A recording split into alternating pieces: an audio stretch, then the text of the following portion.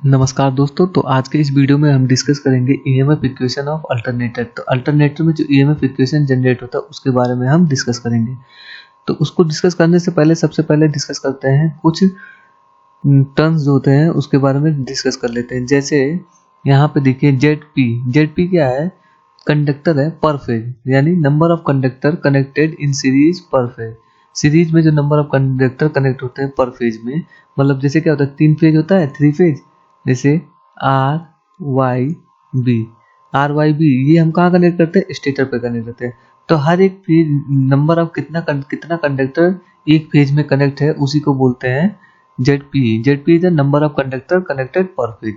यानी Z P जो होता है वो 2 टाइम्स होता है टी फेज के, यानी 2 टाइम्स होता है टी फेज। यानी टी फेज क्या है?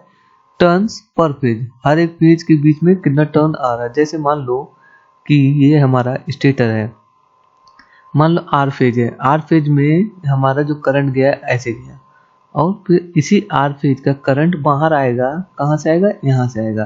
तो टोटल टर्न्स कितने हो गए? 1 और 2 टर्न्स हो गए। यानी जेड फेज जो हो गया 2 टाइम्स टी फेज के बराबर हो गया। तो टी फेज क्या होता है? 1 टर्न्स हो गए, ठीक है।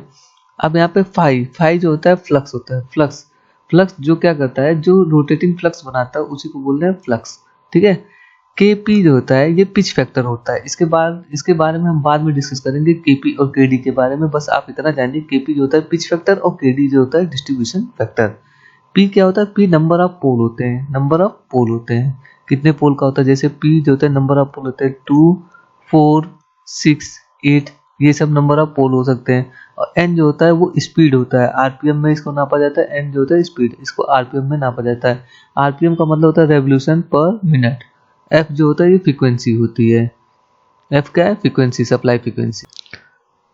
Now one conductor cut the fluxes P into 5, मतलब एक कंडक्टर जो है वो कितने फ्लक्स को कट कर रहा है? P इंटू 5 फ्लक्स को कट कर रहा है एक रेवोल्यूशन पूरा करने में।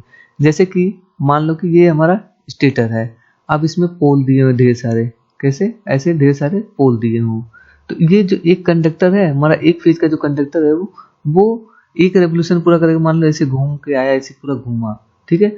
तो हर एक पोल से वो क्या करेगा? कट करेगा ना, यानी जितने नंबर ऑफ पोल होंगे और ये फ्लक्स जो होगा 5 into number of pole P के बराबर है। और टाइम जो टेकन रहेगा, मतलब इसमें जो पूरा टाइम इस पूरे प्रोसेस में जो टाइम कंप्लीट कर रहा है वो 60 डिवाइडेड बाय एन। एन क्या है? स्पीड। तो इसमें जो एवरेज ईएमएफ जनरेट होगा वो P5, मतलब एक कंडक्टर जो फ्लक्स कट किया है वो कितना किया है? P इंटू 5 डिवाइडेड बाई कितना समय लिया? समय कितना लिया? 60 डिवाइडेड बाई n, ठीक है। एक रेवोल्यूशन पूरा करने में जो कंडक्टर फ्लक्स को कट कर रहा है वो कितना कर रहा है? P इंटू 5 और डिवाइडेड बाई इसमें इस पूरे प्रोसेस में जो टाइम लगा कितना लगा? 60 डिवाइडेड बाई n, ठीक है। तो ये हमारा क्या देता है? एवरेज वैल्यू देता है। तो एवरेज ईएमएफ जो होता है flux cut per pole divided by time taken for 1 revolution. तो इसकी वैल्यू हम पुट कर देते हैं। तो फ्लक्स कट पर पोल कितना दिया है? P इंटू 5 और टाइम जो टेकन ले रहा है एक रेवोल्यूशन पूरा करने में 60 बाई n। तो इसको जब सॉल्व करेंगे इसी को, तो P और 5 को ऐसे रहने दो, n जो होता है नीचे है, इसको ये क्या चला जाएगा? ऊपर डिवाइडेड बाई 60, ये हो जाएगा। और हम जानते हैं कि जो n होता है 120 f/p, ये क्या होता है? n जो होता है ये सिंक्रोनस स्पीड होती है, ठीक है। 120 f/p के बराबर होते हैं। अब इसी n की वैल्यू को हम यहाँ पे पुट कर देंगे, n की वैल्यू को हम पुट करेंगे तो एवरेज ईएमएफ जो होगा पर फेज होगा वो कितना हो जाएगा? P5, n की वैल्यू पुट करो 120 f डिवाइडेड बाई p, ये नहीं रहेगा, गलती से हो गया है, ठीक है। तो इसकी वैल्यू जब यहाँ n की वैल्यू यहाँ पे पुट करोगे तो ये एक्सप्रेशन हमारा आएगा इनटू पर फेज की बात किया ना, तो पर फेज में कितने टर्म्स आते हैं? 2 इंटू टी फेज। अब इस इक्वेशन को जब सॉल्व करोगे, चलो हम यहाँ पे सॉल्व करके दिखा देते हैं। P5 इंटू एन की वैल्यू रखें 120 f बाई P इंटू 60 यहाँ पे था ना, और ये पूरा इंटू 2 टाइम TP, ठीक। तो यहाँ से P से P चला जाएगा और 60 से इसको काटोगे तो 2 टाइम F हो जाएगा। तो ये हमारा वैल्यू हो जाएगा 2 इंटू 2 कितना हो जाएगा? 4, और F TP, F हो जाएगा 5 बचेगा और TP बचेगा। एवरेज ईएमएफ जब एक बार निकल जाएगा तो हम क्या करते हैं, आरएमएस वैल्यू निकाल सकते हैं। आरएमएस वैल्यू कैसे निकालेंगे, जब जैसे कि हमको पता है कि फॉर्म फैक्टर जो होता है वो बराबर होता है RMS value upon average value.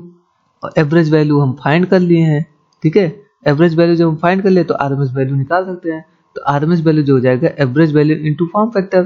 देखो यहाँ पे आरएमएस वैल्यू जो हो गया average value into form factor, और एसी का फॉर्म फैक्टर कितना होता है 1.11। तो यहाँ पे एवरेज वैल्यू जब रखोगे 4/5f इंटू टी फेज। देखो यहाँ पे हम इस पूरे प्रोसेस की वैल्यू हम यहाँ पे रख के दिखा दे रहे हैं, हमने डायरेक्ट रख दिया है। तो 4/5f T phase into form factor 1.11, AC का फॉर्म फैक्टर होता है। अब इसको जब मल्टीप्लाई करोगे तो ये एक्सप्रेशन आ जाएगा 4.445f टी फेज। तो हमारा जो नेट ईएमएफ आएगा, नेट ईएमएफ जो आएगा वो कितना आ जाएगा 4.445f टी फेज केपी और केडी। केपी और केडी क्या है, केपी क्या है पिच फैक्टर और केडी क्या है डिस्ट्रीब्यूशन फैक्टर। हमने बताया, इसको हम बाद में डिस्कस करेंगे, ठीक है। इसकी वैल्यू क्या होगी, ये कैसे निकाला जाता है। ये भी याद रखना कि KW अगर दिया रहता है तो होता है बाइंडिंग फैक्टर, क्वेश्चन में दिया रहता है। तो KW जो होता है वो मल्टीप्लाई होता है KP इंटू KD के। तो ये था हमारा EMF equation, complete EMF equation of alternator. अगर आपको वीडियो अच्छा लगा तो प्लीज़ लाइक एंड सब्सक्राइब कीजिएगा। Thank you.